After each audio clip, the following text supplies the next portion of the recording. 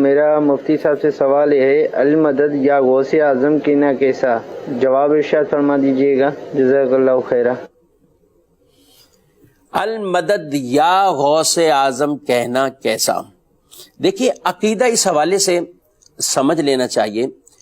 اللہ رب العالمین حقیقی طور پر مالک ہے، مختار ہے، وہی رب مددگار ہے۔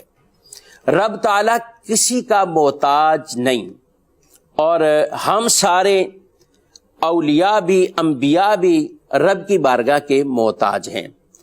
رب تعالیٰ نہ چاہے تو ایک ذرہ بھی ادھر سے ادھر جو ہے وہ نہیں ہو سکتا۔ رب تبارک و تعالیٰ ہی تمام خزانوں کا حقیقی مالک ہے، یعنی سب کچھ اللہ کے دستے قدرت میں ہے، اور رب تبارک و تعالیٰ کی ہی یہ شان ہے کہ وہ بے نیاز ہے، ہم اس کی طرف محتاج ہیں اور وہ کسی کا محتاج نہیں۔ یہ تو ایک اللہ کے بارے میں عقیدہ، اور جو ہمارا توحید کا عقیدہ ہے اس کو اچھی طریقے سے ہمیں ذہن نشین رہنا چاہیے اور سمجھ لینا چاہیے۔ اب بات یہ آئی کہ کیا اللہ رب العالمین کے نبی، فرشتے، ولی کیا یہ بھی مدد کر سکتے ہیں؟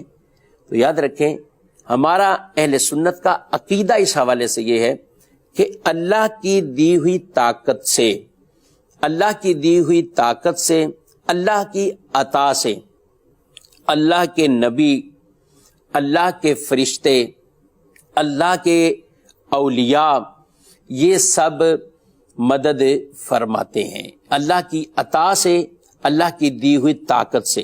تو جب ہم بہت آپ یہ چھوٹا فرق نہ سمجھیے، بالکل واضح فرق ایک خالق اور مخلوق کے درمیان، یعنی مخلوق رب کی بارگاہ میں طرف وہ محتاج ہے، اللہ انہیں جو طاقت دیتا ہے وہ اس کے مطابق آگے جو ہے وہ تصور جو ہے وہ فرماتے ہیں، وہ چاہے انبیاء ہوں، وہ چاہے ملائکہ ہوں علیہم السلام، وہ چاہے اولیاء صالحین کو۔ تو ہمارا عقیدہ ایمان یہ ہو کہ یہ اللہ کی عطا سے مدد کرتے ہیں، اور بالکل یہ مدد کرتے ہیں، مدد کو پہنچتے ہیں۔ قرآن مجید فرقان حمید کی ایک آیت مبارکہ اللہ رب العالمین ارشاد فرماتا ہے، فَإِنَّ اللَّهَ هُوَ مَوْلَاهُ وَجِبْرِيلُ وَصَالِحُ الْمُؤْمِنِينَ۔ ارشاد فرمایا بے شک اللہ وہ مولا کا مطلب دوست بھی ہے، ولی بھی ہے، مددگار بھی ہے، یعنی بے شک اللہ مددگار ہے، جبریل مددگار ہے، اور صالح مومن یہ مددگار ہیں، مدد کرتے ہیں۔ تو عقیدہ ایمان جو ہے وہ یہ کہ یہ جو مدد کرتے ہیں یہ اللہ کی عطا سے کرتے ہیں، اللہ کی دی ہوئی طاقت سے یہ مدد کرتے گئے۔ آپ کو میں ایک عام فہم مثال عرض کروں، غزوہ بدر اسلام کی پہلی وہ عظیم جنگ اور عظیم فتح ہے۔ آج بچے سے پوچھا جائے کہ غزوہ بدر کے اندر مدد کس نے کی تھی، تو وہ یہی کہے گا کہ اللہ کا وعدہ تھا کہ بدر کے میدان میں فرشتوں کو مدد کے لیے نازل فرمائے گا، اور اللہ نے نازل فرمایا۔ 1000، 3000، 5000 آیات کے اندر اس کی تفصیل جو ہے وہ موجود ہے کہ اللہ نے فرشتوں کے ذریعے مدد فرمائی۔ مددگار تو اللہ ہی ہے، رب تبارک و تعالی چاہے اور جو چاہے ویسے ہی فرماتا ہے، لیکن اللہ نے فرشتوں کو اتارا ہے وہاں پر کہ جاؤ، اور فرشتوں نے جا کر جو ہے وہ مدد کی ہے۔ تو فرشتے غیر اللہ ہی ہیں، فرشتے غیر اللہ ہی ہیں، اور اللہ کی دی ہوئی طاقت سے انہوں نے مدد کی۔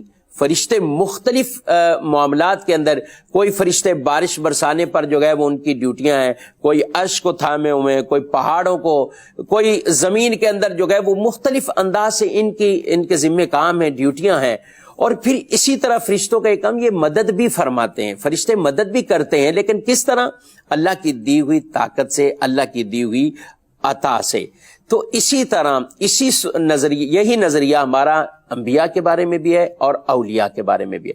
غوث پاک رضی اللہ تعالیٰ عنہ کو مدد کے لیے پکارنا اس نظریے کے ساتھ کہ بے شک مدد حقیقی طور پر وہ اللہ تعالیٰ ہی فرمانے والا ہے، اور اللہ کے بزرگوں سے جو مانگا جاتا ہے وہ بھی حقیقتاً ایک وسیلہ اختیار کیا جاتا ہے کہ مدد اللہ نے ہی فرمانی ہے، ان کے توسل سے رب تعالیٰ ہم پر نظر رحمت فرمائے گا، ان کے توسل سے وہ ہماری جو ہے وہ مدد فرمائے گا۔ اور اس طرح ہم اگر وسیلہ پیش کریں یا ہم ڈائریکٹ اللہ کے اس پیارے کو کہیں کہ آپ ہماری جو ہے وہ مدد کریں، اس میں کوئی حرج نہیں ہے۔ ایک حدیث رسول میں اور عرض کرتا چلوں، نبی پاک صلی اللہ علیہ وآلہ وسلم کی حدیث ہے، آپ صلی اللہ علیہ وآلہ وسلم نے ارشاد فرمایا جب تم کسی ایسی جگہ بھٹک جاؤ، اور ایک روایت میں جب تمہارا کوئی جانور جو ہے وہ گم ہو جائے تو کیا کہو، یعنی یہ ایسا مقام پہ جب کوئی بھی ایک طرح کا انسان کو نظر نہیں آ رہا، فرمایا وہاں بھی کہو اعینونی یا عباد اللہ، اے اللہ کے بندو میری مدد کرو،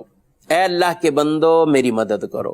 فرمایا کچھ بندے ایسے ہیں جن کو یہ نہیں دیکھتا، تو یعنی وہ یہ یا عباد اللہ اعینونی یا عباد اللہ، یہ وہی ہے کہ ہم کہیں المدد یا غوث اعظم، یا ہم اسی طریقے سے کسی بھی اللہ کے پیارے اللہ کے ولی کو جو ہے وہ اس طرح ہم پکارتے ہیں، تو یہ بالکل ایک بہت بڑا فرق ہے جس کے اندر کوئی معاذ اللہ کسی طرح کا کوئی شرک یا کوئی ایسا جو ہے وہ شبہ تک کہ نہیں ہے۔ عقیدہ سمجھے بغیر مسلمانوں کی ایک تعداد کو معاذ اللہ یوں جو ہے وہ کہہ دینا کہ یہ شرکیہ معاملہ ہے، یہ معاملہ ہے، یہ ہرگز جو ہے وہ درست نہیں ہے۔